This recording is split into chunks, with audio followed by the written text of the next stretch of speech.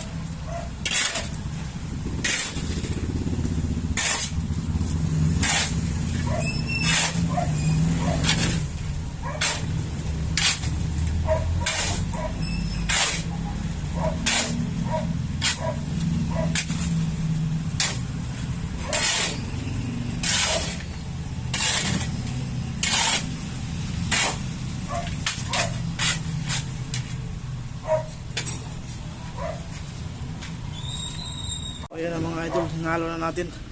Hindi lang nasunod sa standard to. Hindi ko tinakal yung simento, buhangin at saka graba. Ano lang yan, tsansado. Hindi ko alam kung hilaw ba ito o tama lang. Kasi binili lang natin ng kilo-kilo yung simento. Meron naman tayong tirang buhangin sa graba, yun ang ginamit natin. So naka-ready na yung tubig. Kahapon pa yan. Yan yung pinaglabhan natin. So ito yung lalagyan natin. Ayan. Para pagsampa ng motor. Tapos nilagyan natin ng konting kanal dito para pag nagbuhos ng tubig, pag naglaba, dire-diretso doon sa may kanal. Ayan. Para lang di mahirapan yung motor pagsampa.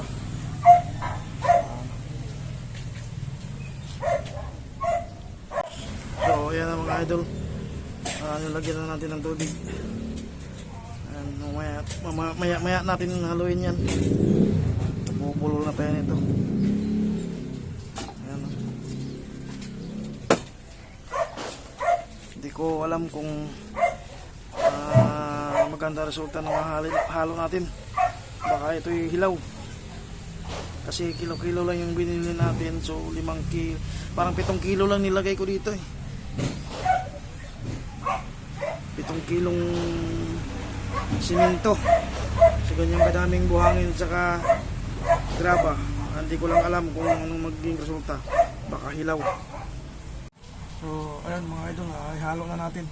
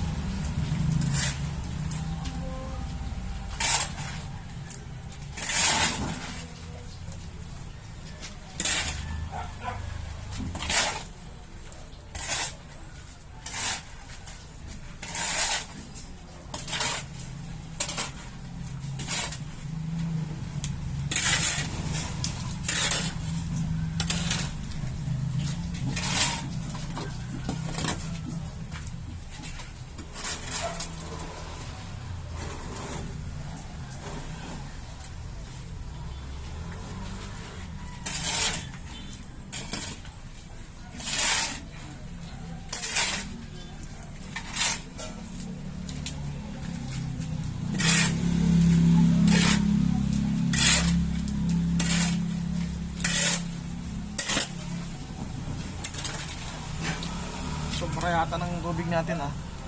Ayan na mga idol, nahalo na natin. Hindi ko lang alam kung tama yung ginagawa kong yan. Ayan o.